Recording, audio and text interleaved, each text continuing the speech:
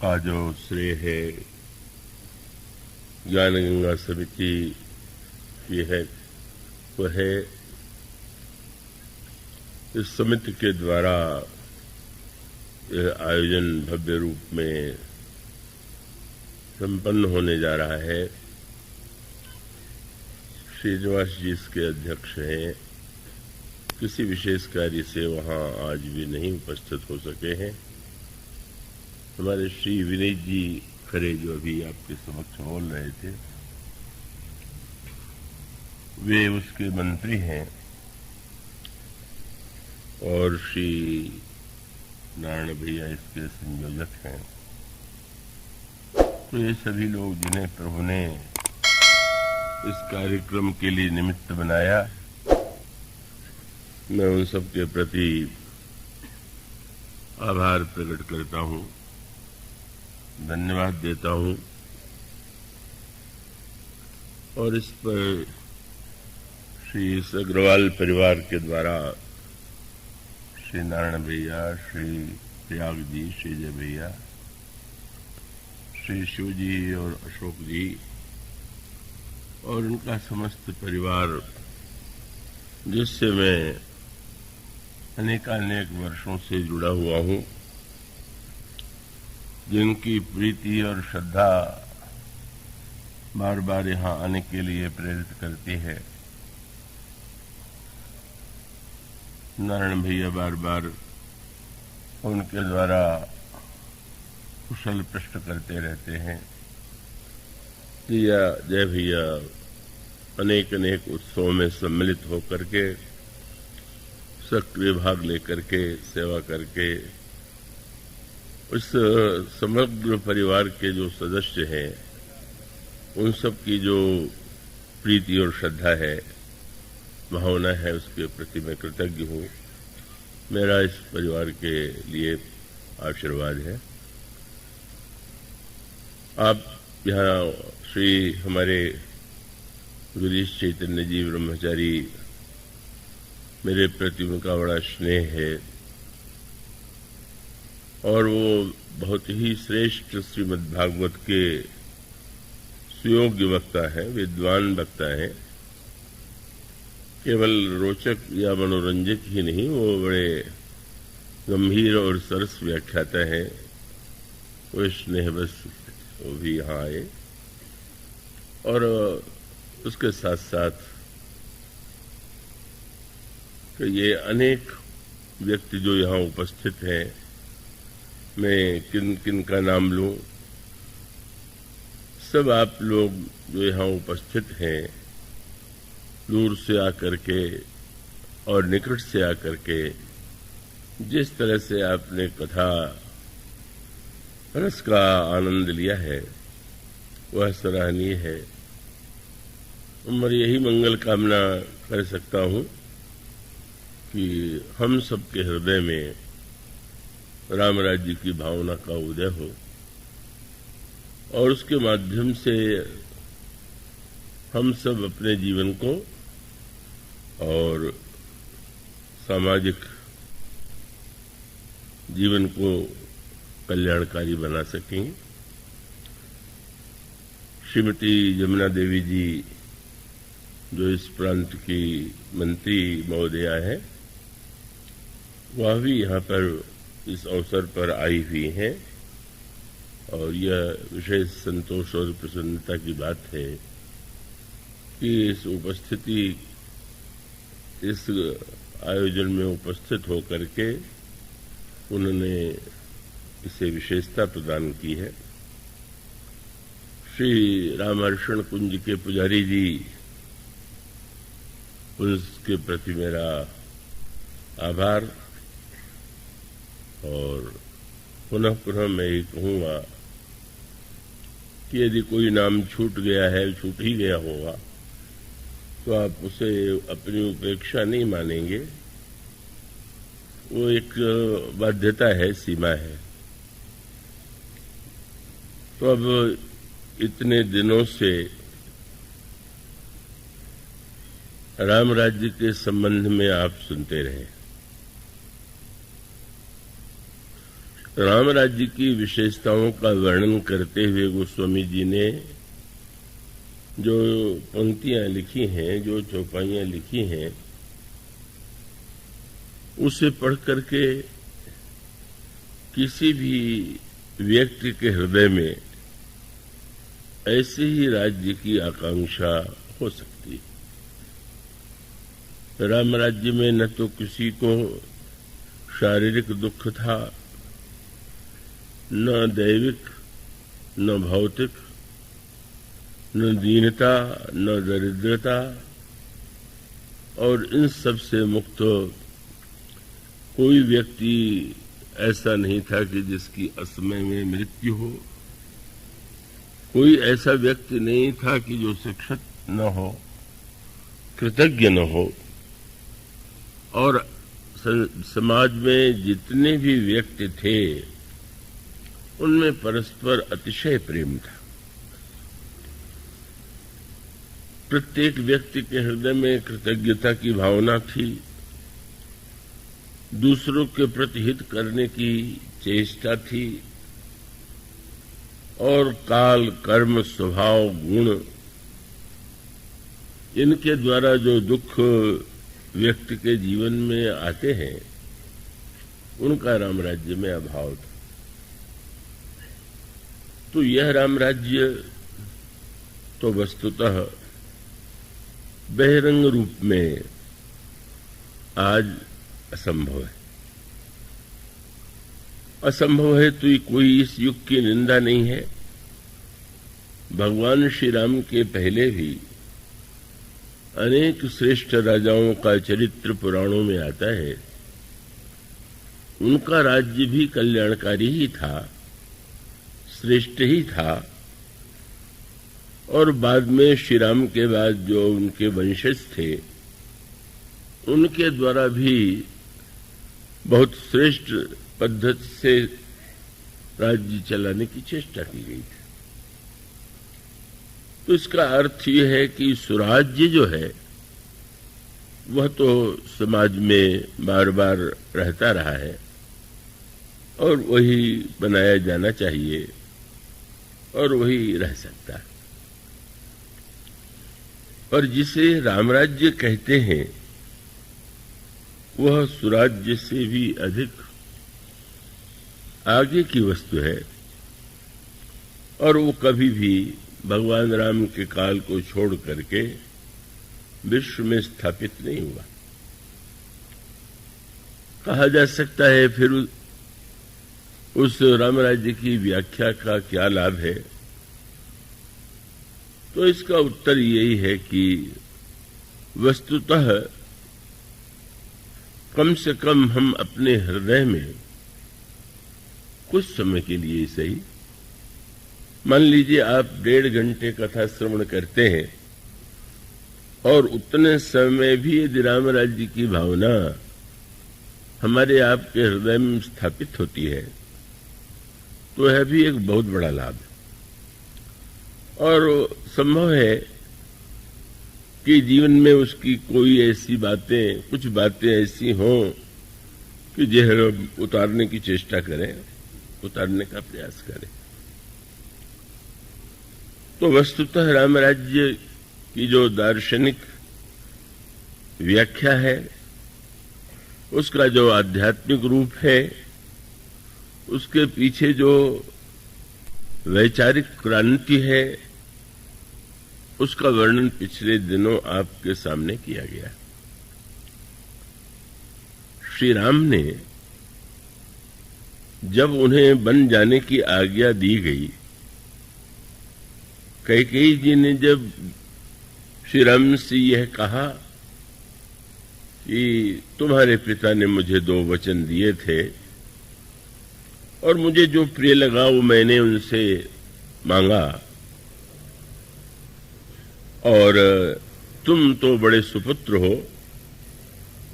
ऐसी स्थिति में जब तुम्हारे पुत्र, तुम्हारे पिता ममता के संकट में फंसे हुए हैं, तुम उन्हें उबार सकते हो। प्रभु श्री रामभद्र बड़े प्रसन्न हुए। मां की आज्ञा को उन्होंने स्वीकार किया और उसके बाद मां कौशल्या के भवन में वे आते हैं, मां के चरणों में प्रणाम करते हैं। मां को अब तक जो घटनाएं घटित हुई थीं, उनका कोई ज्ञान नहीं था, किसी को ज्ञान नहीं था, क्योंकि कल तो सारा दिन ही उत्सव और राज्य की संकल्पना में ही बीता था। इस रात में क्या कुछ हुआ इसका पता उन्हें नहीं था। और श्री राम जब आते हैं तो बड़े स्नेह से, प्यार से उन्हें हृदय से लगाते हुए ये कहती हैं कि पुत्र राम, राज्याभिषेक की जो ये पद्धतियां हैं उनमें बड़ा विलंब लगता है, तो उसके पहले तुम भले ही अन्न का भोजन न करो, लेकिन जो कुछ भाव मधुर फल खाओ, थोड़ा फल तुम ले लो। पितु समीप तब जायहु भैया, भई बड़ बारी जाई बलि मैया। फल लेने के बाद तुम पिताजी के पास जाना, बड़ा विलंब हो रहा है। प्रभु ने मां को यह कह करके कष्ट में नहीं डाल दिया कि नहीं, मेरे साथ तो बड़ा अन्याय किया गया, राज्य की बात कह करके वन जाने की आज्ञा दी जा रही है, यह कैकेयी के द्वारा यह अनर्थ घटित हुआ, यह तो बहिरंग दृष्टि थी। इस रूप में तो कोई भी उसकी व्याख्या कर सकता था, पर प्रभु श्री राम ने कहा, मां, तुम्हें मैं एक शुभ समाचार सुना रहा हूं।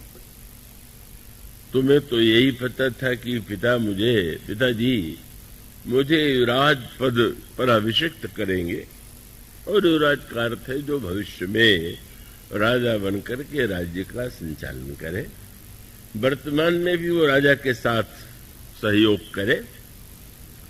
लेकिन अब तो पिताजी कुछ विशेष प्रसन्न हो गए, और इसके पीछे मां कैकेयी की प्रेरणा है कि युवराज के स्थान पर उन्होंने मुझे सीधे राजा ही बना दिया। मां आश्चर्यचकित थी, राजा बना दिया?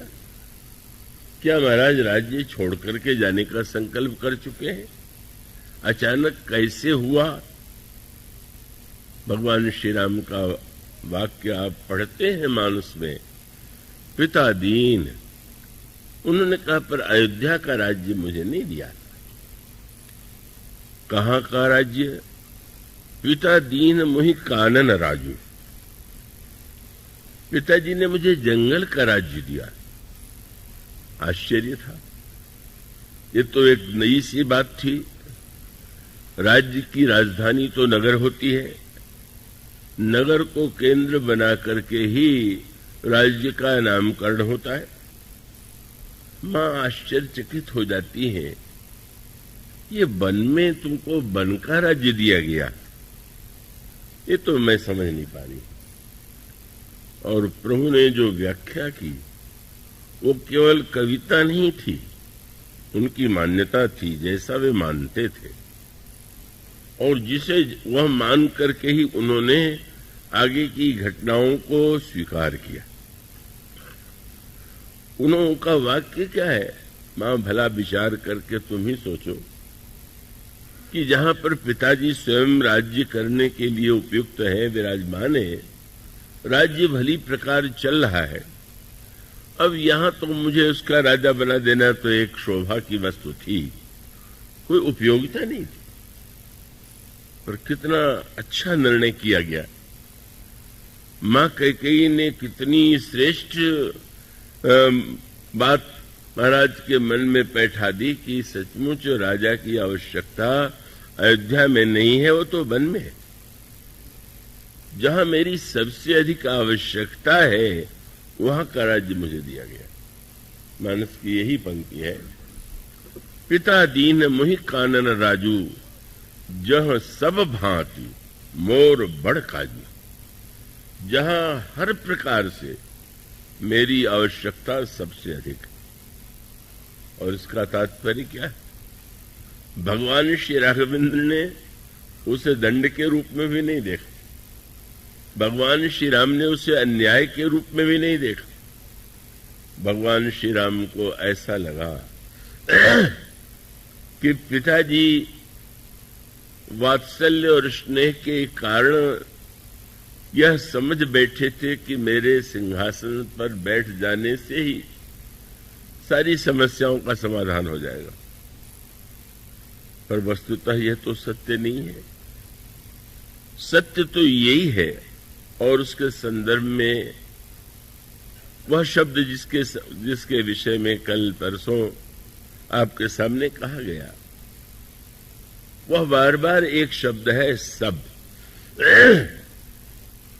जहां सब भांति, एक शब्द प्रभु ने यहां पर भी सब शब्द का ही प्रयोग किया। और जब राम राज्य का वर्णन है तो बार बार सब शब्द का प्रयोग किया गया। सभी सच्चरित्र हैं, सभी सुखी हैं, सभी कृतज्ञ हैं, सभी श्रेष्ठ आचरण वाले हैं, सभी व्यक्ति जो है दुख से मुक्त है। और इसका अर्थ ये है कि जब तक हमारे जीवन का लक्ष्य सर्व नहीं होगा, सब नहीं होगा, तब तक समाज में परस्पर का विपरीत वृत्ति, विरोध, द्वेष यह बना ही रहेगा, टकराहट होती ही रहेगी। एक वर्ग संतुष्ट होगा तो दूसरा असंतुष्ट होगा, एक को जो प्रिय लगेगा दूसरे को अप्रिय लगेगा। इसलिए प्रभु कहते हैं कि अब अगर नगर में श्रेष्ठ राज्य बन जाए और वन जो है वो उसी प्रकार से वंचित रहे श्रेष्ठ राज्य से, तो वो क्या हुआ? और यही सूत्र जो है राम राज्य का सूत्र है। भगवान राम ने वन यात्रा को इस रूप में देखा कि जिस राज्य की कल्पना मेरे मन में है, जो समाज को मिलना चाहिए, 14 वर्ष की अवधि उसके लिए बहुत आवश्यक है। और इस रूप में ही प्रभु ने इसे देखा। और उसके बाद आप देखते हैं पहले भगवान श्री राम का वनगमन, और उस प्रसंग में भी एक मीठी सी बात आई। जब श्री रामभद्र बन जाने लगे, जनक नंदिनी ने सुना समाचार तो व्याकुल हो गई। जहां श्री रामभद्र मां के पास बैठे हुए थे वहां आ गई, संकोच बस बोल नहीं पा रही है। कौशल्या जी समझ गई कि मेरी पुत्र वधू राम के साथ बन जाना चाहती है। और तब उन्होंने बड़े स्नेह भरे स्वर में श्री राम से कहा कि राघव, तुम पिता की आज्ञा का पालन करने के लिए, और उससे बढ़कर के बात है कि तुम्हारी मां कैकेयी ने भी तुम्हें आदेश दिया है, तो मुझे कोई आपत्ति नहीं। पिता ने कहा होता तो शायद मैं रोकने की चेष्टा करती, लेकिन जो पितु मात कहूं बन जाना, तो कानन सत अवत समाना।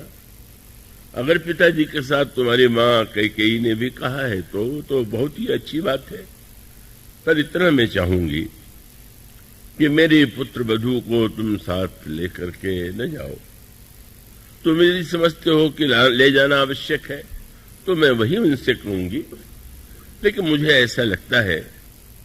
और उस समय उन्होंने सीता जी की सुकुमारता का वर्णन किया, और उन्होंने कहा कि हमारी पुत्री जो महाराज जनक के यहाँ स्नेह से पालित हुई, अयोध्या के महल में जिसको निरंतर सुख सुविधा ही देने की चेष्टा की गई, पलंग पीठ तज गोद हिडोरा, सियन दीन पग अवनि कठोरा, सो सिय चलन चहत बन सा था।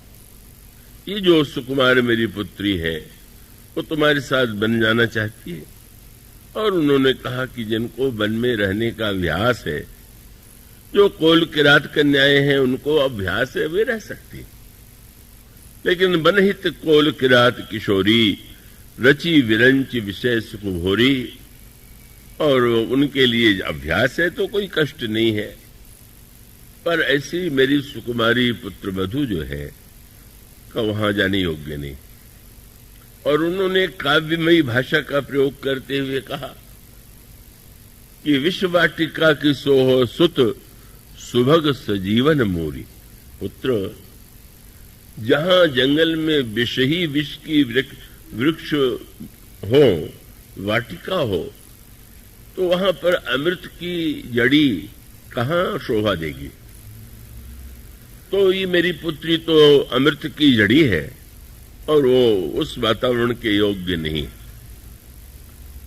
प्रभु का जैसा शील है, स्वभाव है। उन्होंने बड़े प्रेम से सीता जी को समझाते हुए यही कहा कि राजकुमारी सिखामन सुनहु, आन भांति जन जिय कछु गनहु, आपन मोर नीक जो चहु, बचन हमार मान घर रहु, आयसु में मोरी सासु सेवकाई, सब विधि भामिनी भवन भलाई। और फिर वन के कष्टों का वर्णन करते हुए कहा, तुमने कभी वन देखा नहीं? वन कैसा होता है? कंदर, खोह, नदी, नद, नारे, अगम अगाध न जाहि निहारे, भालु बाक वृक के हरि नागा, करहि नाद सुन धीरज भागा, डरपहि धीर गहन सुधि आए, मृग लोचनी तुम भीरु सुहाए, हंस गमनी तुम नहीं बन जोगु, सुनि अपजस देई मुहि लोगु, मानस सलिल सुधा प्रतिपाली, जियई किलवन पयोध मराली, नौ रसाल वन विहरन सीला, सोह की कोकिल विपिन करीला, चंद रहो भवन अस हृदय विचारी, चंद बदन दुख कानन भारी। बड़े काव्य में, स्नेह में, शब्दों में प्रभु ने जनक नंदिनी को यह उनसे आग्रह किया कि वे यहीं रह करके मां के दुख को दूर करें और जब उनकी इच्छा हो तो वे अपने मायके महाराज जनक के यहाँ चली जाया करें।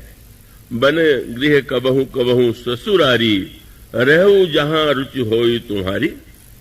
और फिर मैं तो बहुत शीघ्र आने वाला हूं। और प्रभु ने यही कहा कि दिन बीतने में क्या देर है। तो अब बोलने में तो बड़े हमारे प्रभु कुशल हैं।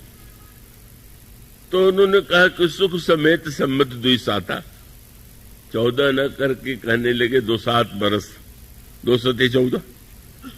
अब 14 को 2 सते वर्ष कहने का तो कोई विधान नहीं है, लेकिन प्रभु इतना कम करके उसको कहना चाहते हैं कि वो 14 का बड़ा अंक न कह करके बोले 2 सते वर्ष ही तो है, क्या देर लगेगी।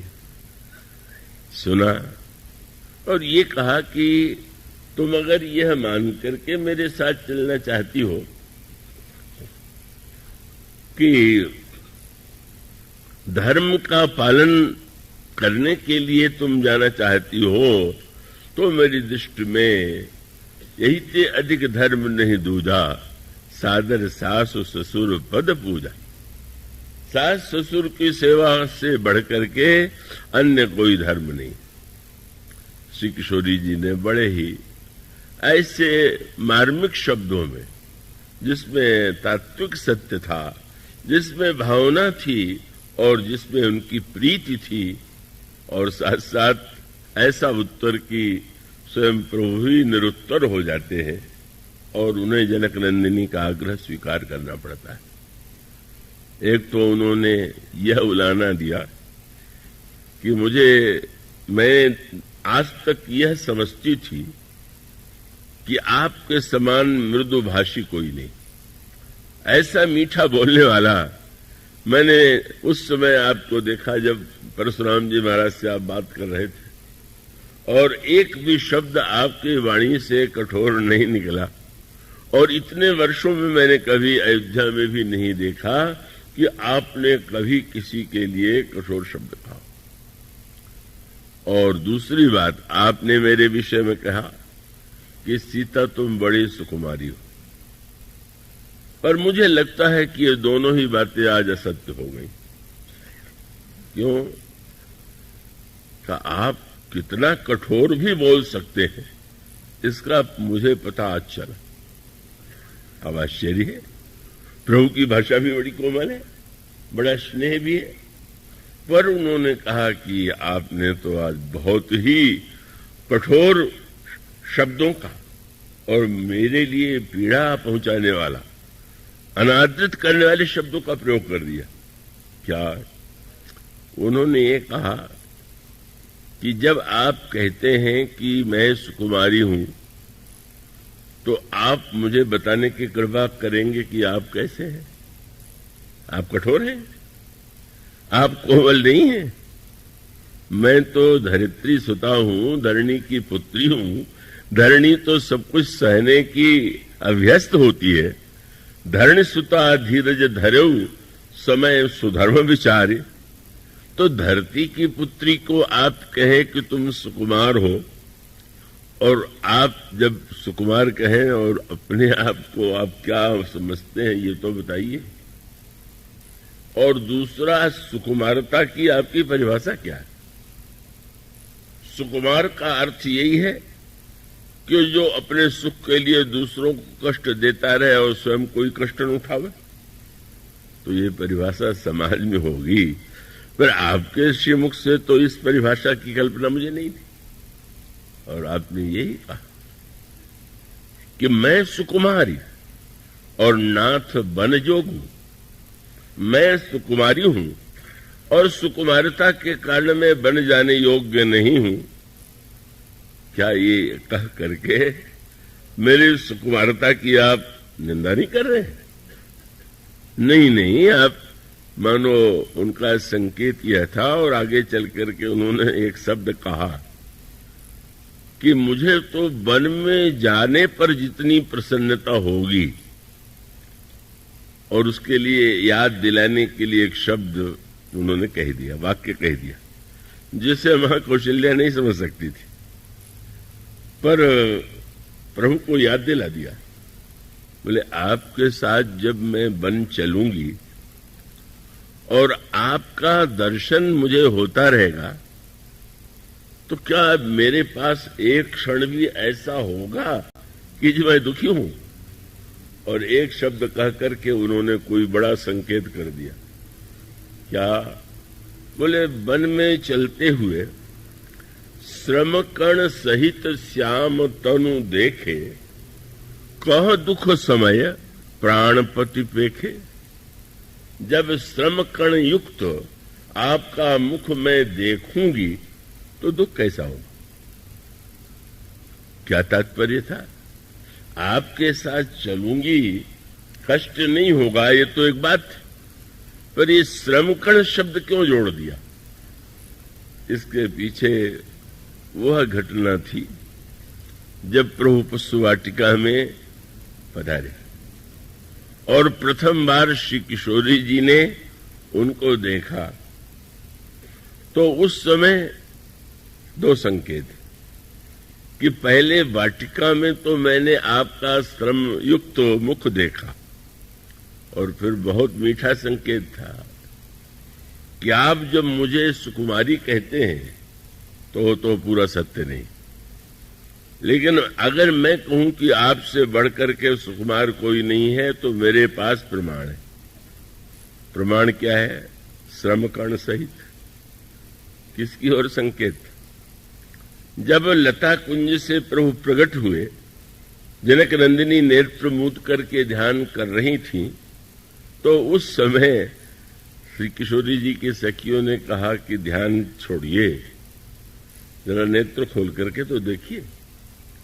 और जो ही श्री किशोरी जी ने नेत्र खोल करके देखा, तो गोस्वामी जी कहते हैं उनकी दृष्टि पड़ी, भाल तिलक श्रम बिंदु सुहाय। प्रभु के मस्तक पर तिलक है और उसमें पसीने की बूंद है, श्रम बिंदु है। और कितना मीठा संकेत! आपने मुझे सुकुमार कह तो दिया, पर आप याद कर लीजिए, जब मैंने दर्शन किया उस समय आपके माथे पर श्रम बिंदु था। और क्यों था? बोले, आप फूल तोड़ करके आए थे, जिसको फूल तोड़ने में पसीना आ जाए, क्या इसके लिए और कुछ प्रमाण देने की आवश्यकता है क्या? मुझे तो, मैं वाटिका में गई, कभी ऐसा नहीं होता था।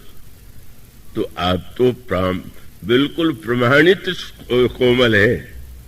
और दूसरा संकेत यह था कि वो श्रमयुक्त जो आपका मुखमंडल था, वो मुझे पहली बार मैंने हृदय में उसी को तो बसाया, लेकिन समस्या ये आ गई कि फिर आपके मुख को मैंने श्रम बिंदु युक्त देखा ही नहीं।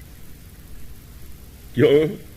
अद्भुत आपकी लीला है, अद्भुत चरित्र है कि दूसरे दिन धनुष तोड़ते हुए जब आपके मुख पर पसीने की बूंद नहीं आई तो आश्चर्य हुआ।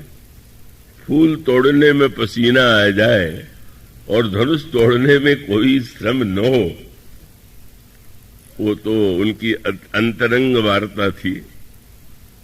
प्रभु ने बाद में कभी एकांत में उत्तर दिया, महाराज आपको पुष्प वाटिका में तो श्रम बिंदु आ गए, धनुष तोड़ने में क्यों नहीं आए?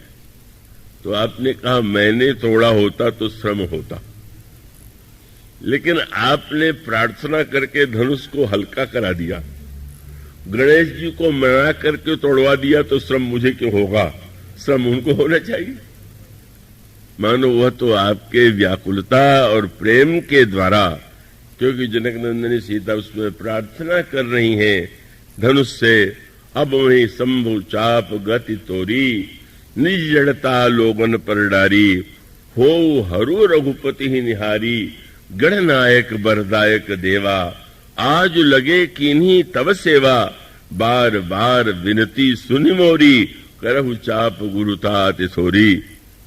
मानो श्री किशोर जी स्मरण दिला देना चाहती थी कि याद कर लीजिए, इसने श्रमकण का शब्द जोड़ दिया। और दूसरा संकेत ये था कि लगता है मेरे लिए फिर से वो अवसर मिलने वाला है। क्या आप वन में रथ पर तो चलेंगे नहीं, आप पैदल चलेंगे, और फिर जब आपके माथे पर पसीने की बूंद दिखाई देगी तो मुझे वन थोड़ी बन लगेगा, मैं तो समझूंगी पुष्प वाटिका में आपका दर्शन कर रही हूं। मुझे तो वन बन न लग करके वह वाटिका लगेगी जहां पर आपके मुख का वह दिव्य रूप, वह दर्शन देखने को मिलेगा। और उसके साथ साथ सैद्धांतिक उत्तर भी उन्होंने दिया। आपने ये कहा कि सादर सास ससुर पद पूजा, तो ठीक है, पर मैं यह जानना चाहती हूं कि सास ससुर की सेवा का अर्थ क्या आपके शब्दकोश में भी वैसा ही है जैसा अन्य लोगों के शब्दकोश में? क्या आप बन जा रहे हैं? तो मैं इसलिए आपके साथ अवश्य चलना चाहती हूं कि आप जिस धर्म का पालन करने के लिए कह रहे हैं उसका पालन तो वहीं होगा, यहां होगा। सास ससुर यहां है, वन में कैसे होगा? उन्होंने कहा केवल यही नहीं है, उनका संकेत ये था, आपका आदर्श में जानती हूं। और उन्होंने कहा कि यहां तो सास और ससुर, और वहां बोले सास ससुर सम मुनितीय मुनिवर। महाराज इतने मुनि हैं, इतनी मुनि पत्नियां हैं, सभी को तो सास ससुर मान करके सेवा करना चाहिए। सास ससुर की सेवा करना कर्तव्य है, पर एक ही परिवार में नहीं, जहां वंदनीय है, जहां श्रेष्ठ है, सबकी सेवा। मेरे लिए तो सास ससुर की सेवा है। और जब मां कौशल्या की ओर देखा तो प्रभु के वाक्यों की याद आ गई। प्रभु ने कहा था मेरी आवश्यकता वन में ही सबसे अधिक है। पिता दीन मोहि कानन राजू, जह सब भांति मोर बड़ काजू। तो श्री किशोरी जी ने कहा कि मां के श्रीमुख से भी जो निकला उससे भी यही सिद्ध होता है कि मेरी सबसे आवश्यकता अधिक वही। क्या? मां कहती हैं कि जो वन है वो विष की वाटिका है, और उनका यह भी कथन है कि मेरी पुत्र बधू वो अमृत की जड़ी। तो महाराज जहां विष की वाटिका हो वहीं तो अमृत की जड़ी चाहिए, अमृत की जड़ी और अन्यत्र क्यों चाहिए? जहां विष का कष्ट है वहां विष के निवारण के लिए अमृत की तो प्रभु प्रियतम, मैं तो समझती हूं कि आपके साथ ही मेरी कसब, आप जिस उद्देश्य से बन जा रहे हैं वो उसकी पूर्ति भी मेरे साथ ही संभव हो सकेगी। और एक शब्द तात्विक कह दिया, क्यों महाराज मुझसे आप अलग हो भी नहीं सकते, क्यों? वो एक सैद्धांतिक सत्य था, गिरा अर्थ जल बीच सम कयत भिन्न न भिन्न, उनका प्रभा जाई कह भानु विहाई, कह चंद्रिका चंद्र तज जाई। क्या चंद्रिका और चंद्र अलग किए जा सकते हैं? क्या सूर्य और सूर्य की प्रभा अलग की जा सकती है? मौन हो गए प्रभु, निरुत्तर हो गए, और निरुत्तर होकर के वे बन ले जाना स्वीकार करते हैं। पर प्रभु ने स्पष्ट कह दिया था, तुम अच्छी तरह समझ लो कि तुम यदि मेरे साथ जाओगी तो तुम्हें एक ही वस्तु मिलने वाली। क्या? जो हठ करहु प्रेम बस बामा, तो तुम दुख पाओ परिणामा, तुम्हें दुख मिलेगा। और वो केवल कविता नहीं थी, सत्य था। जनक नंदिनी ने चित्रकूट में इतना सुख पाया, पर दुख भी उन्होंने कितना झेला, कितनी पीड़ा उन्होंने झेली। पर मानो राम राज्य कब बनता है, राम राज्य का निर्माण कब होता है? और उसका उत्तर यही है कि आप गहराई से विचार करके देखिए तो इस परिवार ने जितना दुख झेला, और इसका अर्थ यह है, जब समुद्र मंथन हुआ तो अमृत पीने की व्यग्रता तो सभी के मन में थी, पर जब विष निकल आया अमृत के स्थान पर तो उलाहना देने लगे भगवान विष्णु को। आपने तो कहा था मंथन से अमृत निकलेगा। तब भगवान शिव ने यही कहा कि अब शंकर जी से कहो, वो पी लेंगे विष। शंकर जी से देवताओं ने कहा, शंकर जी ने मुस्कुरा के पूछा, आप लोगों को भेजा किसने है? भगवान विष्णु ने। अच्छा अच्छा, तब तो क्या कहना, उन्होंने भेजा है तो आप लोग जानते नहीं, वो विष होगा ही नहीं। जब कोई व्यक्ति दुख के विष के पीछे प्रभु का हाथ देखता है तो उसको विष विष नहीं लगता, बस उन्होंने उसको पी लिया। अमृत के वितरण में शंकर जी भागीदार नहीं बने, विष पी लिया। इसी प्रकार से रामराज्य की स्थापना के लिए के माध्यम से जो अमृत समाज को मिलना था, उसके लिए कितना दुख प्रभु ने, तत्वतः दुख का लेश भले ही न हो, लेकिन कितना उन्होंने श्रम, कितना दुख, कितनी पीड़ा जनक नंदिनी और उन्होंने झेली। लक्ष्मण जी ने कितना कष्ट उठाया, श्री भरत ने कितनी तपस्या और साधना की।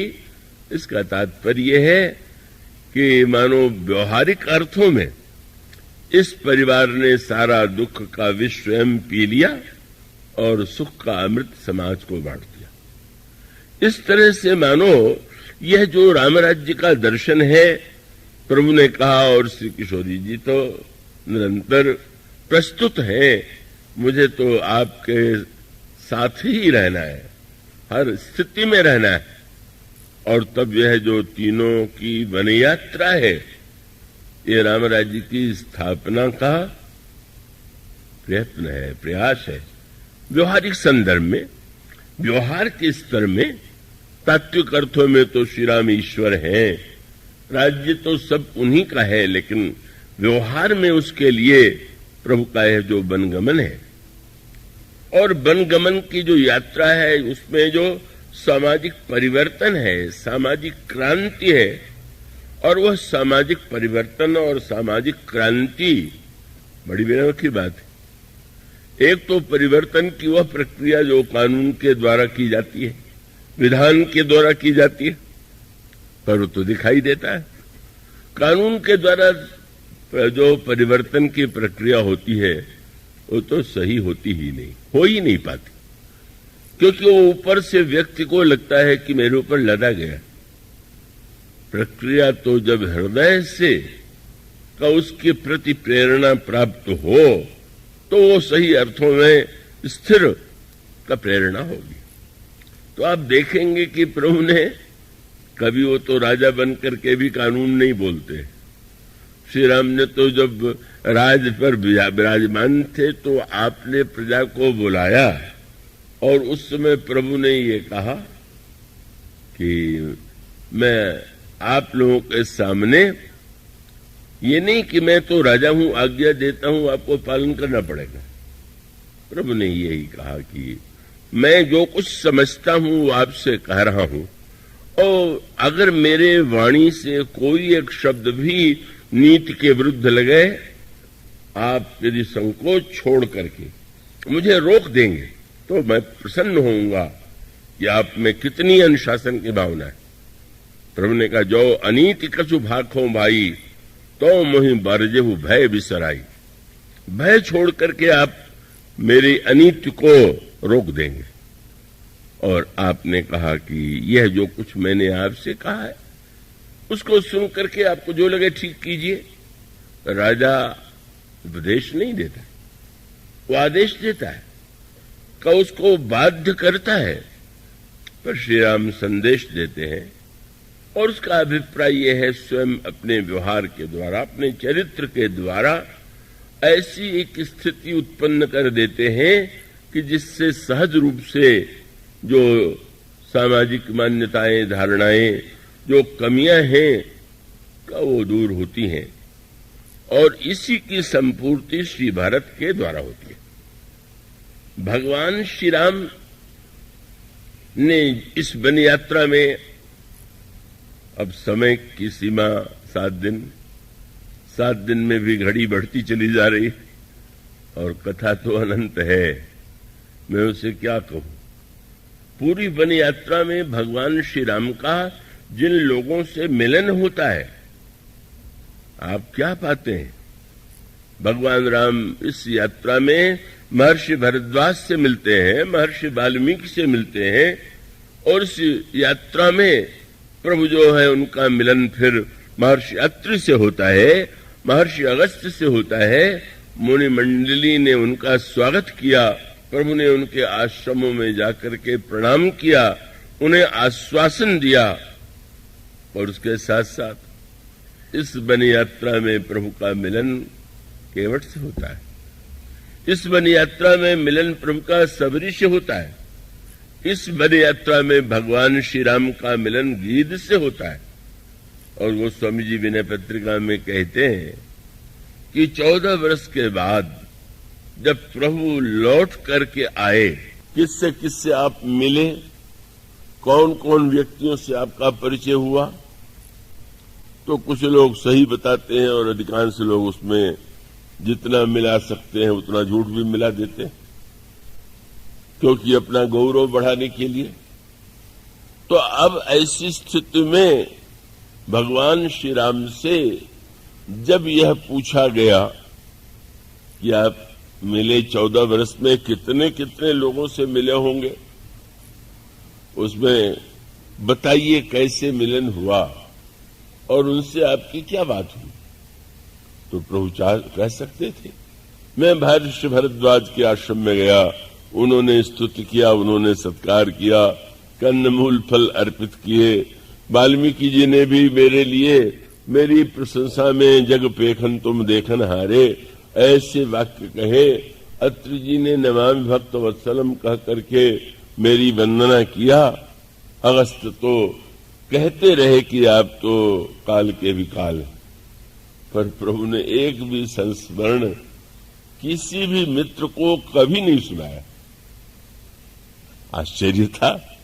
मित्र कहते थे कुछ 14 वर्ष में आप कुछ लोगों से तो मिले होंगे, तो प्रभु कहते थे हाँ 2 व्यक्तियों से भेंट हुई थी, जिनसे ये गोस्वामी जी का वाक्य है, मेरे पत्रिका में कहते मिली मुनि वृंद चलत दंडक बन सो चर्चऊ न चलाई। कभी चर्चा नहीं करते। चर्चा किसकी करते हैं? बोले 12 गीध सबरी की वर्णत प्रीत सुहाई। एक गीध जी मिले थे, बड़े ही क्या उनका चरित्र था, कितना मेरे प्रति वात्सल्य था। मुझे तो पुत्र के रूप में देखते थे और शबरी जी के लिए तो मैं क्या कहूं, क्या मां के दर्शन हुए, क्या मां ने मुझे फल खिलाए। मानो मित्रों को मित्र मुस्कुराने लगते हैं कि 14 वर्ष में बस वही चर्चा, बार बार 2 ही नाम और कोई नाम ही नहीं। मानो यह प्रभु का जो व्यवहार है, मुनियों की पूजा करते हैं, मुनियों को सम्मान देते हैं और प्रभु उनकी मर्यादा की रक्षा करते हैं। लेकिन जो स्वभाव एक नया जो उन्होंने अपना रूप, वही राम राज्य का दर्शन है। कहां जहां एक और मुनि हो और दूसरी ओर केवट, निषाद, शबरी, गीध, वहां मानो प्रभु एक को अगर बंटवारा बहुत सुंदर प्रभु करते हैं। प्रभु के पास दोनों वस्तु है, आदर है और प्रेम है। आदर मुनियों को दे देते हैं, प्रेम इन लोगों को दे देते हैं। मानो प्रभु जो है, जो जिसका पात्र है उसको वह दे करके संतुष्ट करते हैं। ये नहीं कि मुनियों का निषेध करके मुनियों को नीचा दिखा करके वो सम्मान देते हो। मुनियों की पूरी महिमा, पूरा उनका समादर करते हुए भी जो भगवान श्री राम एक दिव्य विलक्षण क्रांति मानसिक रूप से करते हैं, यही मानो भविष्य की भूमिका बनने वाली थी। लेकिन प्रभु ने जो विचार किए उसको सही साकार रूप श्री भरत ने दिया। क्यों? समस्या ये होती है और वो कभी कभी देखने को भी मिलता है कि जिन लोगों की धारणा कुछ अत्यधिक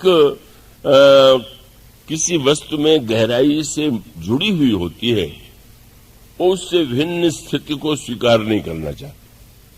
अब अगर श्री राम के चरित्र में ऐसे प्रसंग आवे तो उनके पास उसके लिए श्लोक है, न देवचरितम चरित, देवताओं के चरित्र का अनुकरण नहीं करना चाहिए। श्री राम ने किया तो वो श्री राम का चरित्र तो वंदनीय है, वो साधारण मनुष्य वैसा कैसे कर सकता है। और इसका विचित्र दृष्टांत तब मिला था जब एक बहुत ही बड़े विद्वान साधु, जो स्वयं अपने आप में बड़े आस्थावान थे, अपनी धारणाओं को इतना बद्ध परिकर थे कि एक बार जब किसी ने यह कह दिया कि स्पृश्य में भगवान राम ने तो केवट को हृदय से लगाया, पास में बैठाया, तो क्या ये शास्त्र के अनुकूल था? तो उसको उन्होंने जो रूप दिया, उससे लगता है कि किस तरह से जब हमारे हृदय में कोई बात बैठी होती है तो हम उसके समर्थन में तर्क ढूंढते हैं। उनका ठीक है, श्री राम ने निषाद को हृदय से लगाया, इसमें मुझे आपत्ति नहीं है, पर बाद में नहा लिया होगा। अब श्री राम को नहलाना जो है उनके संस्कार की लाचारी, वो बेचारे नहीं, उनका कोई दोष नहीं है। उतना गहराई से उनके मन में बात बैठी हुई है कि वो यही मानेंगे कि नहीं, क्या हुआ, स्नान करके फिर पवित्र हो गए होंगे। मानो निषाद की स्पर्श से अपवित्रता आई होगी और स्वयं आपने स्नान करके वो पवित्रता पाई होगी। यह केवल संस्कार की धारणा। अब आप देखेंगे कि श्री राम ने जो कुछ किया उसको वास्तविक अर्थ जो है, वास्तविक समाज में जो परिवर्तन है, वो श्री भरत के द्वारा होता है। संक्षेप में ही सारी बातें सूत्र के रूप में ही कही जा सकती हैं। आप यह देखेंगे कि श्री भरत जब सारे समाज को लेकर चित्रकूट जाते हैं तो उस यात्रा का उद्देश्य क्या है? भगवान श्री राम की यात्रा पहले अयोध्या से चित्रकूट, चित्रकूट से दंडकारण्य, दंडकारण्य से लंका, लंका से अयोध्या। और श्री भरत की यात्रा अयोध्या से चित्रकूट, चित्रकूट से फिर अयोध्या। इस यात्रा का एक आध्यात्मिक साधनात्मक क्रम है। इसी रूप में ही वस्तुतः राम राज्य की स्थापना उस युग में संपन्न हुई थी। और उसके लिए गोस्वामी जी ने बड़े काव्य के रूप में भी, दार्शनिक रूप में भी कुछ सूत्र दिए। मैं आशा करता हूं कि आप उसको थोड़ा शुष्क होने पर भी उसे पूरी एकाग्रता से सुनेंगे। गोस्वामी जी एक तो भावनात्मक बात कहते हैं कि भाई श्री भरत श्री राम के पीछे गए, तो यूं भी उसकी व्याख्या की जा सकती है कि जैसे कोई श्रेष्ठ हो तो उसके पीछे पीछे हम चलते हैं। भगवान श्री राम के पीछे श्री भरत चले, यह स्वाभाविक है। पर गोस्वामी जी इसको दूसरा ही रूप दे देते हैं। क्या कि जैसे कोई महापुरुष आने वाला हो, संत आने वाला हो, विशिष्ट व्यक्ति आने वाला हो, तो प्रचार किया जाता है वो महापुरुष आ रहे हैं, संत आ रहे हैं, वो विद्वान आ रहे हैं, आप लोग अधिक से अधिक संख्या में उनसे लाभ लीजिए। भगवान राम आगे आगे क्यों गए? प्रचार करते चल रहे थे कि जो संत है वो बाद में आ रहा है, आप लोग उससे लाभ लीजिएगा। श्री भरत के आगे आगे जैसा प्रचार प्रभु ने श्री भरत का किया, बस एक ही कार्य, पूरी यात्रा में भरत का ही प्रचार कर रहे हैं। अगर महर्षि भरद्वाज के आश्रम में ठहरे तो महर्षि भरद्वाज ने श्री भरत से कहा कि भरत, श्री राम तुमसे कितना प्रेम करते हैं, वो कोई केवल शब्द का विषय नहीं। मैंने अपनी कुटिया के बगल में ही उनको आवास रहने के लिए निवेदन किया था, वहीं रुके थे। तो मैं आशा करता था कि श्री राम वन यात्रा से थके होंगे, जल्दी सो जाएंगे, पर मैंने देखा कि वो तो पूरी रात जागते हुए कथा कह रहे थे। किसकी कथा? श्री भरत से महर्षि भरद्वाज कहते हैं। तब मुझे पता चला कि लखन राम सीतहि अति प्रीति, निशि सब तुम ही सराहत भी। केवल रात्रि भर तुम्हारा ही गुण गाते रहे। क्यों? जिससे प्रचार मुनि जी से सीधे कैसे कहें?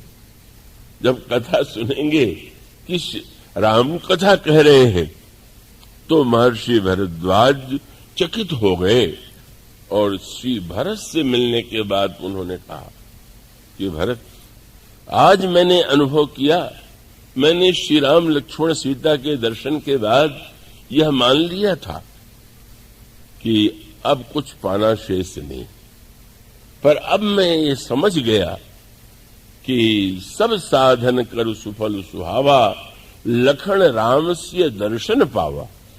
पर अब तुम्हें देखने के बाद मैं स्वीकार करता हूं कि तही फल कर फल दर्श तुम्हारा। उनके दर्शन का भी फल तुम्हारा दर्शन है। और वह वाक्य कह दिया जो किसी के लिए कहना संभव नहीं।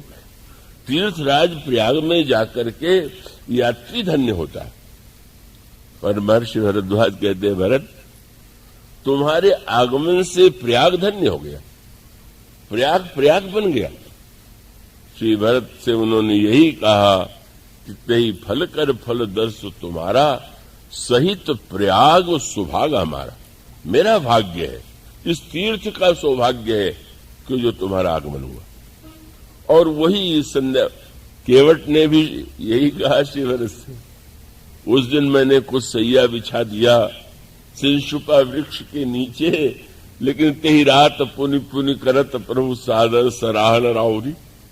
जहां जाते हैं दिन में कथा, रात में कथा, श्री भरत का प्रचार।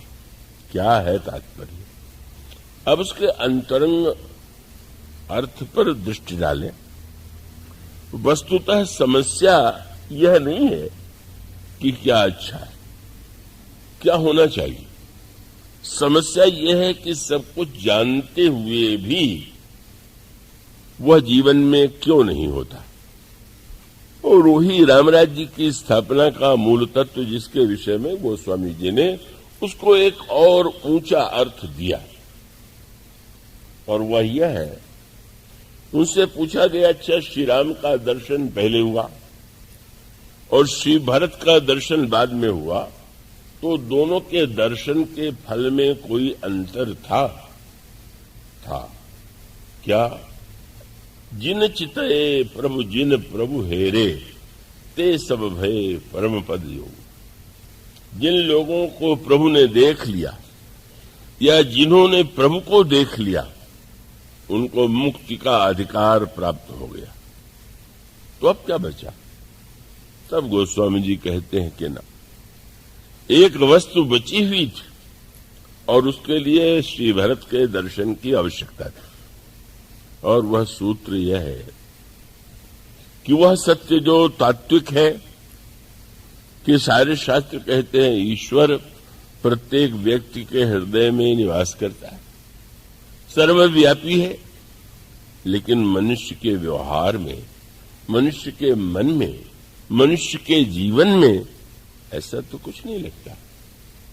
और तब उसका दृष्टांत यूं दें कि जैसे कोई आपके सामने 56 प्रकार का व्यंजन परोस दे और एक से एक बढ़कर के स्वादिष्ट व्यंजन हो, पर आपका पेट खराब हो, आपको अजीर्ण हो, मंदाग्नि हो, आपको भूख न लगती हो, वस्तु न पचती हो, तो क्या होगा?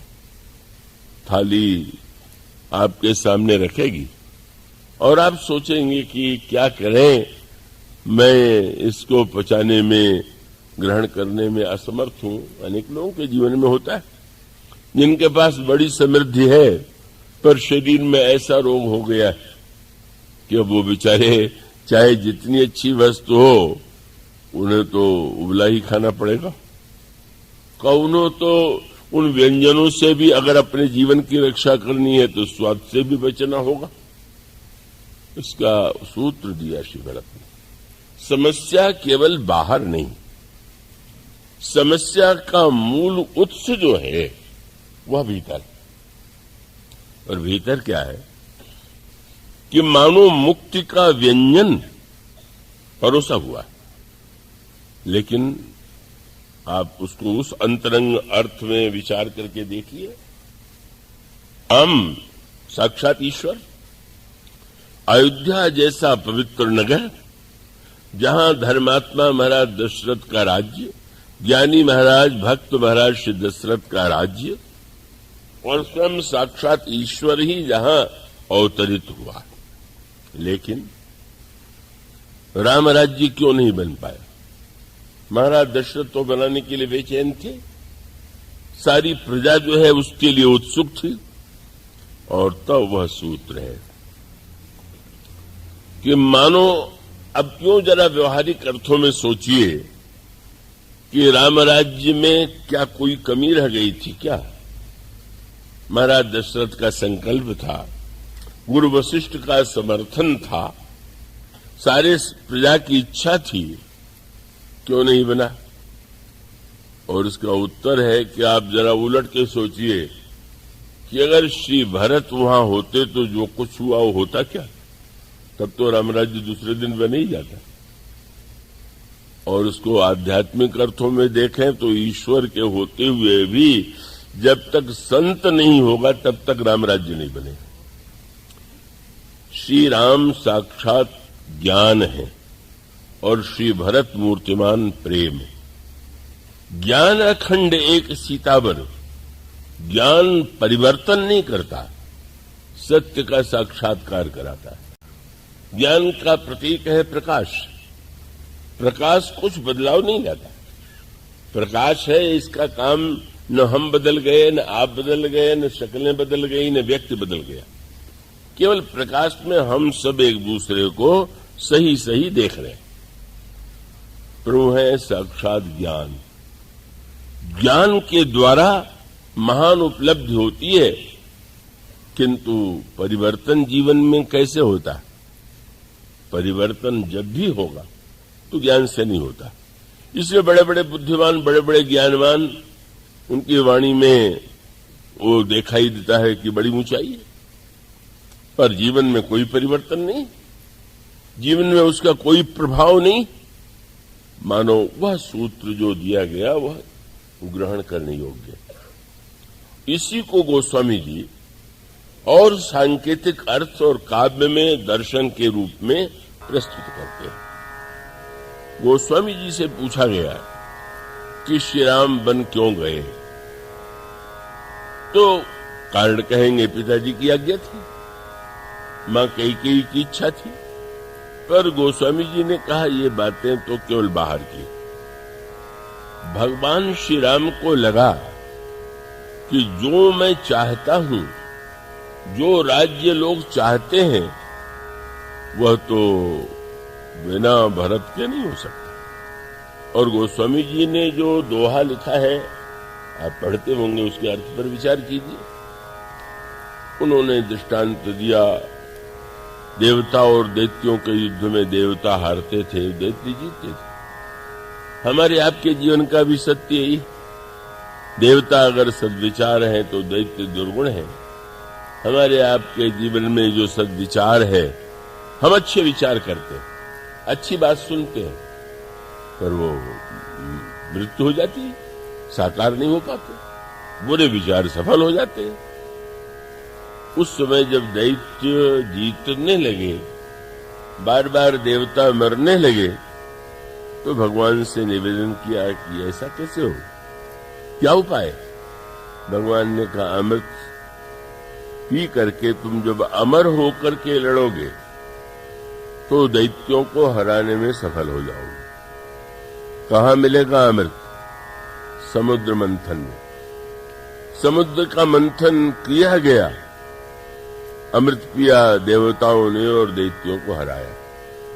गोस्वामी जी यही बात यहां घटाते हैं, क्या कि सद्विचार हार गया और दुर्विचार जीत गया। महाराज दशरथ का सद्विचार, सारे अयोध्या के लोगों का सद्विचार, सब चाहते हैं कि राम राज्य हो, लेकिन दुर्गुण इतना शक्तिशाली था कि एक ही व्यक्ति ने सब उलट के रख दिया। सोचिए आप, सब अनुकूल थे, लेकिन कितनी शक्ति है दुर्गुण में, दुर्विचार में, असंत में, कि उस अकेली मंथरा ने भाषण देने की कला में तो इतनी निपुण थी कि जब भाषण देती है तो यही कहती है, अरे कोई नृप होई हम ही का हानि, चेरी छाड़ी अब होब की रानी। कई लोग बिना सोचे समझे कह देते हैं। तुलसीदास जी की इसी चौपाई में समाज ने लोगों को अकर्मण्य बना दिया कि कोई नृप होई हम ही का हानि। ये लिख करके लोगों को उन्होंने ये कह दिया कि कोई ध्यान देने की आवश्यकता नहीं। ऐसे जन ने मुझसे कहा कि आप देख रहे हैं लोगों को ध्यान नहीं दे रहे, ये लोग तो दिन रात उसी में डूबे हुए।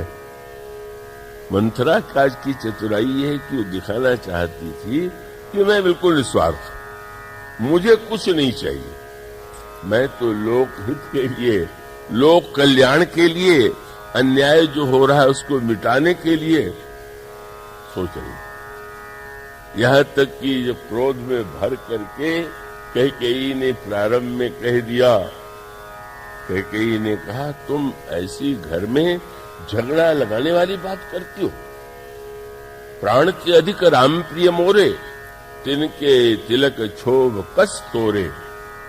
राम प्राण से बढ़ के प्रिय है, उनके राज तिलक में तुमको क्षोभ क्यों हो रहा? और बिगड़ करके कहा पुनिय सकबहु कहा सी घर फोरी, तो धरी जीभ कढ़ावो तोरी। कभी भी आगे घर में झगड़ा लगाने वाली बात तुमने कही तो मैं तुम्हारी जीभ कटवा लूंगी। मंथरा के स्थान पर दूसरा हो तो घबरा जाए कि भागो भाई यहां से, शब्द वापस ले लो। पर मंथरा में इतना धैर्य था कि वो सोच रही अच्छा, और कह दिया कि ठीक है, करी कुरूप विधि परवश कीन्हा। एक तो प्रारंभ में ब्रह्मा ने मुझे कुरूप बना करके पराधीन बना, कुरूप बना दिया, दासी बना दिया, अब मैं क्या करूं? आप भी कह रही हैं कि जीभ कड़वा लूंगी, तो बात तो ठीक ही है, फोरे जोग कपार हमारा, जीभ ही क्यों, मेरा सिर भी फोड़ देने के योग्य है। लेकिन आगे क्या शब्द है? बोले मेरा अगर दोष है तो बस एक ही, क्या कोई अनभल देखने जाए तुम्हारा। मैं तुम्हारा अनभल नहीं देख सकती हूं, बस यही मेरा दोष है।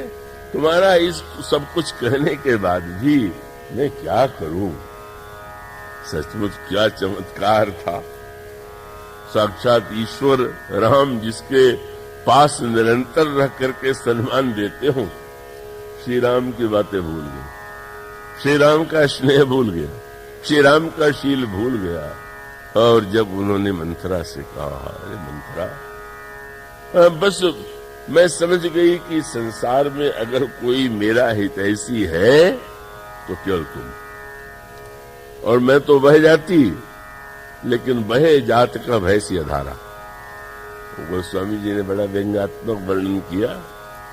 जब महाराज दशरथ से राजमहल में गए तो वो बार बार कैकेयी जी की प्रशंसा करते हैं, पर वो बोलती नहीं। बड़ा आश्चर्य था। तो किसी ने गोस्वामी जी से कहा कि वे बोल क्यों नहीं रहे? बोले, कपट सयानी ने कहत कछु जागत मनो मसान। मसान जगा रहे। वाम मार्ग का गोस्वामी जी बहुत विरोध करते हैं, निंदा करते हैं।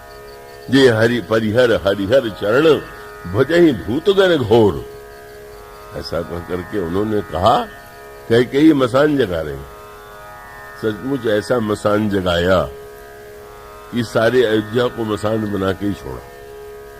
तो स्वामी जी ने कहा, जब श्री राम बन चले गए तो क्या हो गया? बोले, घर मसान जनु परिजन भूता, पति हित हेतु मनहु जमदूता। कपट स्यानी ने कहत कछु जागत मनहु मसान। मसान साधना वाले मानते हैं कि चुप रह करके साधना करना चाहिए, कुछ भी वो बोलना नहीं चाहिए। तो पूछा गया कि इस मसान साधना कब से करने लगी? अयोध्या के राजमहल में श्री राम के पास रह करके मसान साधना कहां से आ गई? गोस्वामी जी ने व्यंग भरी भाषा में कहा, अब दीक्षा ले लिया उन्होंने, वाम मार्ग की दीक्षा ले लिया। किससे ले लिया? कौन अवघड़ आ गया? बोले, उस महल में थी मंथरा ही गुरु थी, मंथरा से दीक्षा लिया। मंथरा दासी? अरे आप न कहते दासी। संसार में सबसे बड़ी उपाधि अगर किसी को मिल सकती है, दी चाहनी चाहिए तो मंथरा को। कौन? बोले, कोटि कुटिल मणि गुरु पढ़ाई। ऐसा गुरु जो कोटि कुटिलों में भी सर्वश्रेष्ठ, इतना कुटिल मणि है। उसने कह दिया, मैं जैसा कह रही हूं।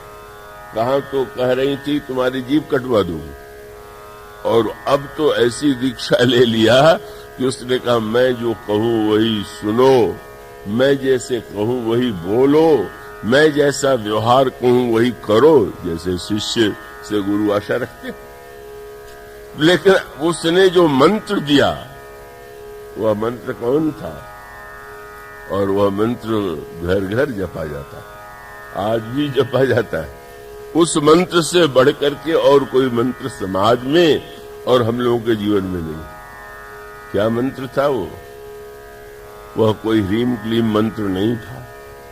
मंथरा ने कैकेयी से कहा, कुछ भी कहिए, बस इतना मत भूलिए कि अपना अपना होता है, पराया पराया होता है। क्या यही महामंत्र घरों में नहीं जपा जाता है? बस वो तो शब्द महावाक्य बन गया। उपनिषद का, वेदांत का ब्रह्म वाक्य यही। क्या ये सत्य है? क्या अपना अपना होता है, दिखाई देता है? क्या अपने कहे जाने व्यक्तियों से विरोध नहीं होता? उनसे शत्रुता उत्पन्न नहीं हो जाती? अपना अपना होता है, यह सत्य तब हो सकता है जब व्यक्ति यह सोच सके कि यह अपना तो अपना होता है, पर जीवन में तो अपने पराये पराये अपने होते रहते हैं। एकमात्र भगवान ही ऐसे अपने हैं कि जो सदा अपने रहेंगे। अगर ये महामंत्र इस रूप में हो तो कल्याणकारी है। मानो वह द्वैत वह भेद मैं और मेरा, तू और तेरा, यही समाज में व्याप्त है, रामराज्य बनेगा। रामराज्य मंच पर कथा कह देने से या सुन लेने मात्र से नहीं बन जाता है। उसका अर्थ है कि हमारा अंतर्मन, ये जो हमारा द्वैत है, भेद बुद्धि है, हमारे मन में जो बैठी हुई है, संस्कार में गहराई से हर क्षण वही बात हमारे मस्तिष्क में है। जब कोई सोचते हैं तो बस अपने और पराये के संदर्भ में मानो वह द्वैत बुद्धि, वह भेद बुद्धि, वह ईर्ष्या और द्वेष की बुद्धि, और उसकी भी पराकाष्ठा कब, जब उन्होंने कहा अच्छा तो मुझे क्या कहना है, वैसे तो मेरे पिताजी ने वचन लिया था कि मेरे पुत्र को राज्य मिलेगा, पर वो तो कुटिलमणि है। उसने कहा भूल करके विवाह और वचन को बोलने ही मत। क्यों? बोले तब तो घाटे का सौदा रहेगा, भारत को राज्य मिल जाएगा ना। तब बोले आनंद तो तब आवेगा जब सौत के बेटे को कष्ट जरूर, एक वरदान नहीं। यही मनुष्य अपना स्वार्थ छोड़ के दूसरों के स्वार्थ की चिंता करे तो बड़ी ऊंची बात है।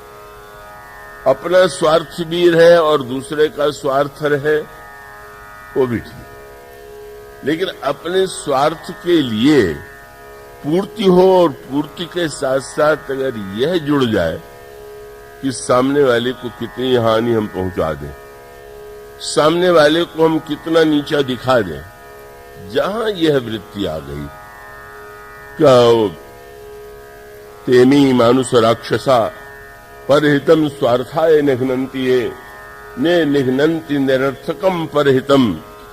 भरतियर कहते हैं कि जो अपने स्वार्थ के लिए दूसरों के स्वार्थ को नष्ट कर देते हैं वो राक्षस, पर जो केवल बिना कारण ही दूसरों का स्वार्थ ही बिगाड़ते रहते हैं, उनको हम राक्षस से क्या कहें। और राक्षस के बाद कौन सी उपाधि बची हुई?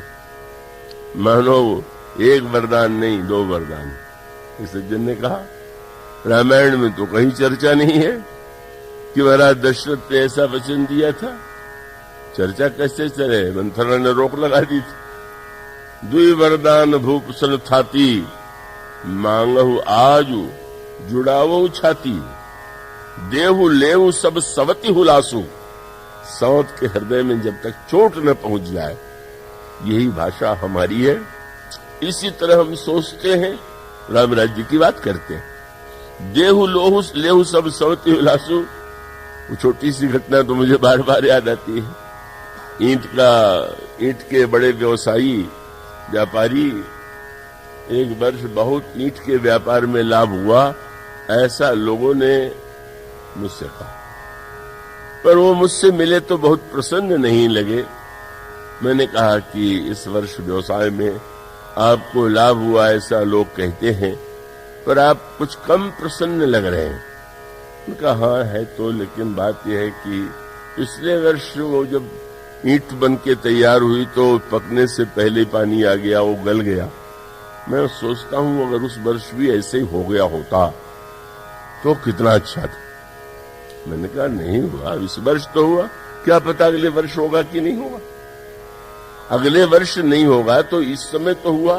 वो क्या हुआ, मेरे दूसरे व्यापारी को मुझसे दूना लाभ हो गया। मैं अब आपका दुख कभी नहीं मिटेगा। पहले क्यों नहीं हुआ, आगे होगा कि नहीं, और वर्तमान में दूसरे को लाभ क्यों हो गया। दूसरे को लाभ नहीं हानि हो जाए तो बहुत आनंद है। मंथरा वृत्ति यही वो मंत्र है जो राम राज्य को नहीं बनने देता। और जब यह मंत्र है तो इसका निराकरण श्री राम तो चले गए वन में। वो तो उन्होंने कहा ठीक है, मेरी मां कह रही है कही तो बहुत बढ़िया बात है। इसका निराकरण तो भरत ही कर सकते हैं, संत ही कर सकते हैं, और उस समस्या का निदान श्री भरत के पास, श्री भरत के द्वारा ही हुआ। और इसलिए गोस्वामी जी ने कहा कि समाज में जब तक मानसिक रूप से समाज और व्यक्ति दोषी है, तब तो कोई व्यवस्था रामराज्य नहीं बना सकती। कोई कानून, कोई नियम, कोई व्यक्ति कभी भी राम राज्य नहीं बना सकता। सचमुच बदलाव कहाँ होगा? श्री भरत के दर्शन का फल क्या है? वो स्वामी जी ने कहा, जिन चितये प्रभु जिन प्रभु हेरे, ते सब भये परम पद जोगु। लेकिन भरत दर्श मेटा भव रोगु। भीतर से व्यक्ति रोगी है, उसमें राग है, द्वेष है, अभिमान है, ईर्ष्या है, इसी की बातचीत चल रही है, इसी को बढ़ाया जा रहा है। इसको मिटाने वाला कोई संत चाहिए, श्री भरत चाहिए, वही उस मन के रोगों की समस्या का समाधान करते हैं। और सचमुच अयोध्या को श्री राम नहीं बदल पाए, इसीलिए गोस्वामी जी ने कहा, बन इसीलिए तो गए प्रभु कि मैं तो प्रकट हो गया और प्रेम छिप गया ननिहाल में जाके, तो मैं प्रकट हो करके क्या करूंगा जब प्रेम छिपा रहेगा।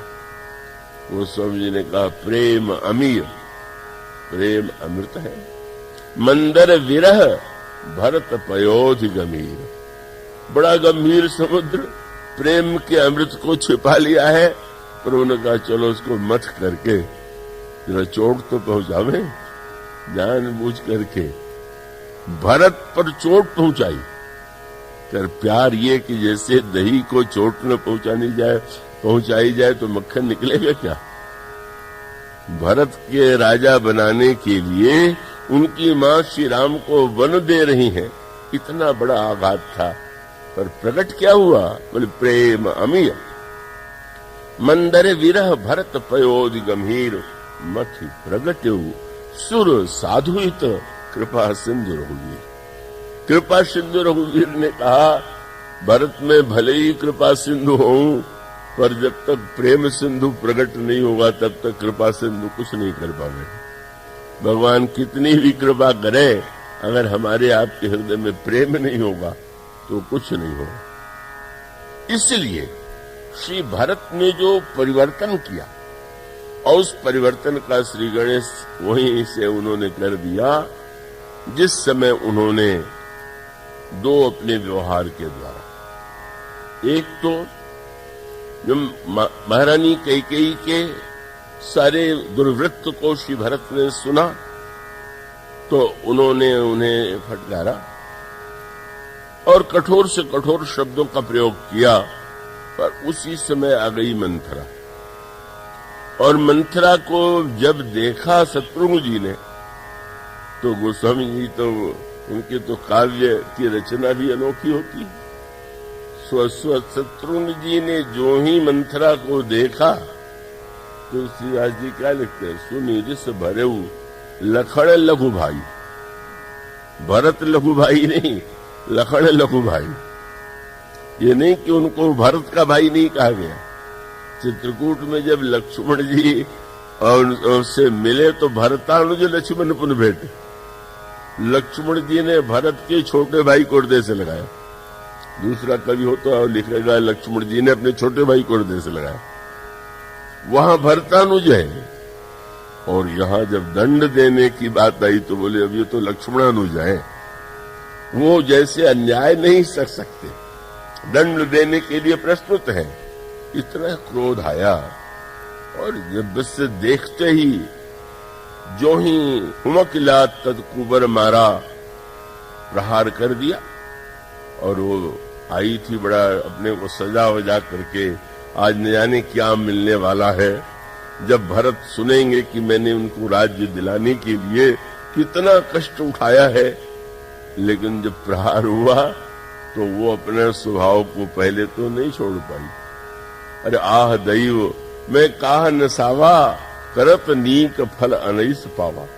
या ब्रह्मा, कितना मैं अच्छा कर रही थी, इसका फल मुझे ही मिल रहा। बड़ा दुख मनाने लगी। अब लक्ष्मण शत्रुघ्न जी को और क्रोध आ गया। जब और प्रहार करने चले, एक अंतर, श्री भरत को भी बड़ा कष्ट है, लेकिन जब शत्रुघ्न दंड देते हैं तो भरत दया निधि दीन छोड़ा। तो भरत जी ने शत्रुघ्न का हाथ पकड़ लिया, नहीं ऐसा तुम नहीं करोगे। मानो कितना बड़ा दर्शन था। शत्रुघ्न तुम सोचो, जो अनर्थ किया है वो महारानी कैकेयी नहीं किया। मां शब्द तो कहना ही उन्होंने बंद कर दिया। जीवन में कभी उन्होंने कैकेयी को मां शब्द से पुकारा ही नहीं। उनका जो कुछ अनर्थ किया वो महारानी कैकेयी के द्वारा हुआ, वो तो दासी है, पर उन पर हम प्रहार नहीं कर सकते और एक दासी पर प्रहार कर सकते हैं। इसका अर्थ है कि दुर्बल को दंड दिया जाए और श्रेष्ठ व्यक्ति को दंड न मिले, ये तो उचित नहीं। और फिर तुम सोचो, ऐसे अवसर पर कुछ करने के पहले सोच लेना कि हमारे प्रभु श्री राम होते तो क्या करते। और सचमुच कई ये सूत्र ऐसा है कि इतने कोमल है, और उसका अर्थ है कि कैकेयी के प्रति भी उनके मन में द्वेष नहीं है, कल्याण की बुद्धि। समय हो तो उसका मैं विस्तार करता, पर सूत्र इतना ही कि समझ गए कि जितना अनर्थ हुआ है वह ममता के कारण ही हुआ। इनके मन में जो संस्कार है, भरत मेरा बेटा है, वो एक दिन जो आए रहे होंगे, नित्य नहीं आ पाए हैं आप बहुत से लोग, कि गोस्वामी जी ने कहा कि काई कुमति कैकेयी केवी, कि जैसे सीढ़ी पर काई लग जाए और व्यक्ति फिसल करके चोट खा जाए, इसी प्रकार से राम राज्य के स्नान के लिए जब दशरथ जी चले तो कुमति कैकेयी की जो काई थी उस पर वो फिसल गए। और सीढ़ी पर काई लगी हुई हो तो उसको दुलराने से काई नहीं छूटती, उसको तो रगड़ रगड़ करके जब तक बिल्कुल काई छुड़ा न दिया जाए। श्री भरत समझ गए कि इस ममता की काई को तो ऐसा छुड़ा देना कि फिर कभी ममता पैदा न होने पावे, आने न पावे। और जिस समय श्री भरत ने बोलना प्रारंभ किया, जब तय कुमति कुमत ये ठहू, खंड खंड हुई हृदय न गए, बर मांगत बर मन भई नहीं पीरा, गरिन जी मुंह पर उन कीरा, भूप प्रतीति तोर किम कीन्ही, मरण काल विधिमति हरणीनी।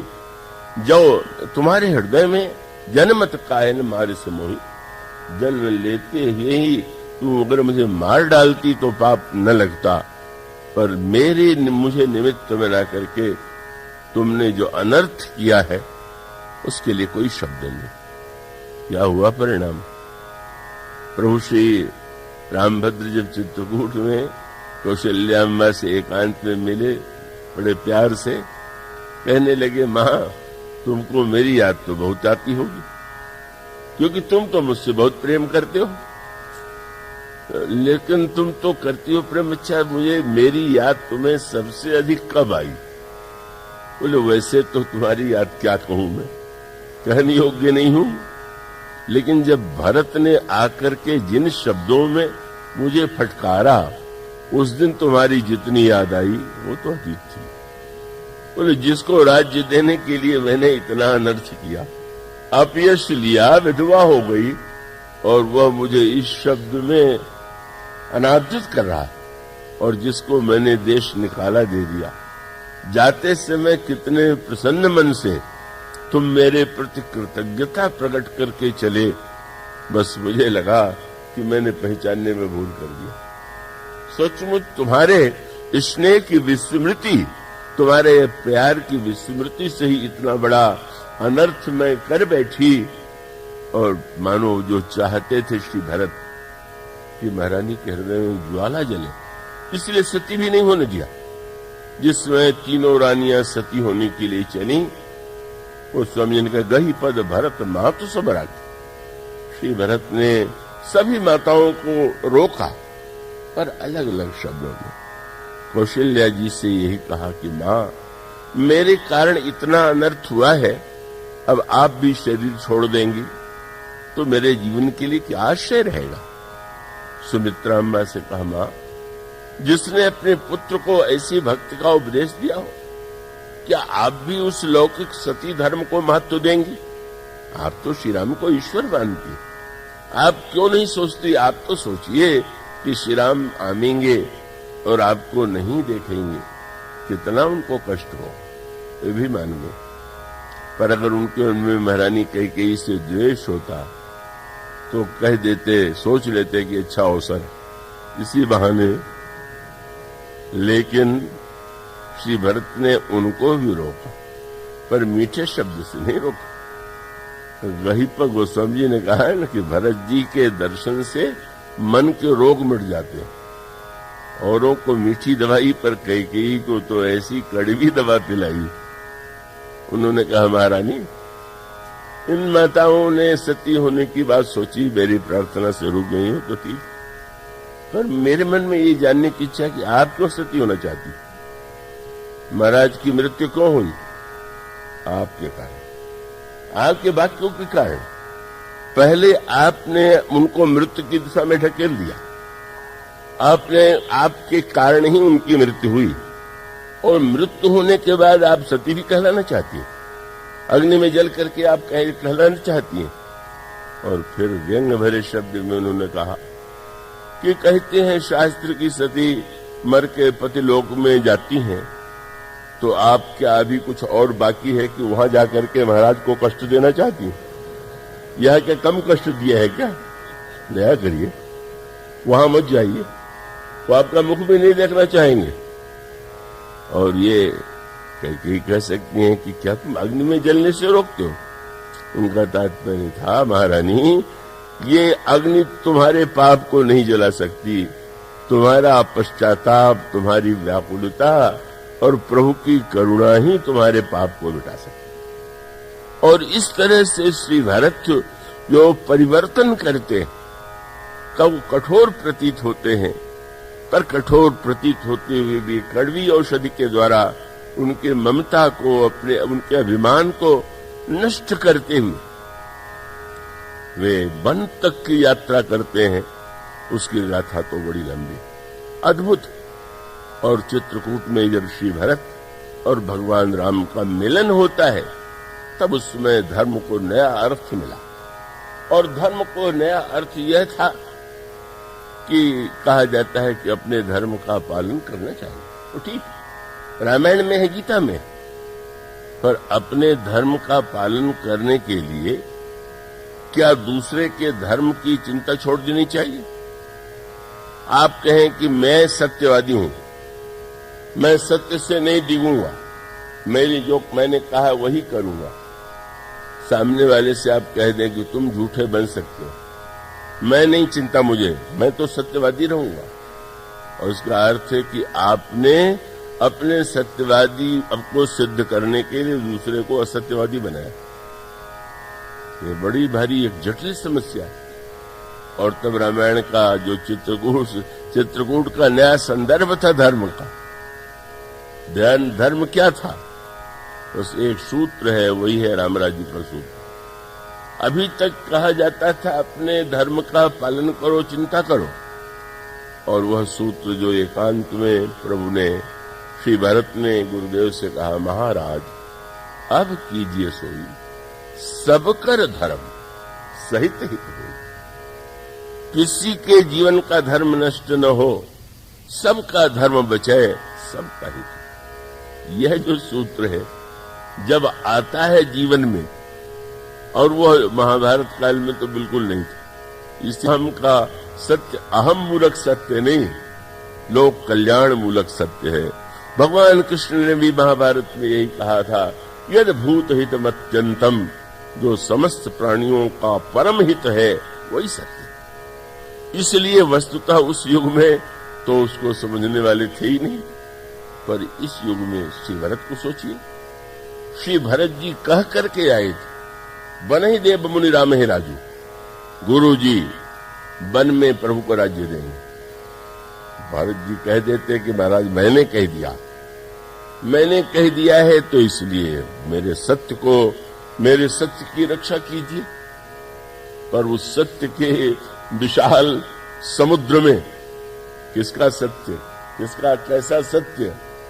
और उसका उत्तर यही, यहां एक नई भाषा मिल गई। को चिंता है श्री भरत के प्रसन्नता की, श्री भरत को चिंता है प्रभु की प्रसन्नता की। जे विधि प्रभु प्रसन्न मन होई, करुणा सागर कीजिए सोई। भीष्म ने अपने सत्य के लिए श्री कृष्ण को भले ही असत्यवादी बना दिया हो, पर श्री भरत ने ये बिल्कुल नहीं कहा लौट चलिए। और बेचारे देवता जो बेहोश हो रहे थे कि आए और श्री राम ने कह दिया जो कहोगे करूंगा, आप कहेंगे लौट जाएंगे। जब श्री भरत ने नहीं कहा, रहने का निर्णय हो गया, तब जो नारे लगे वो बड़े सुंदर नारे थे। नारे लगाने में देवता बड़े निपुण, मानो शब्द में छिपा हुआ था, विजय तो मर्यादा और धर्म की होगी। प्रभु से प्रार्थना करते हैं कि प्रभु कोई आधार दीजिए, और प्रभु जब पादुका दे देते हैं, प्रसन्न होकर के श्री भरत जी ने धारण कर लिए। श्री भरत का मूल तत्व ये था कि स्वामी केवल ईश्वर है। भगवान राम की पादुका को लेकर के श्री भरत ने सिर पर रख लिया। सारे प्रसंगों में जिस तरह से मनोविकार सब दूर कर दिया, उसकी अंतिम परिणति थी। श्री राम के सिंहासन पर प्रभु का आसीन होना, श्री राम का आसीन होना, श्री अयोध्या के राज सिंहासन पर श्री भरत का छत्र लेकर के पीछे खड़े होना, निर्गिरा पावन करण कारण राम जस तुलसी कहो। श्री राम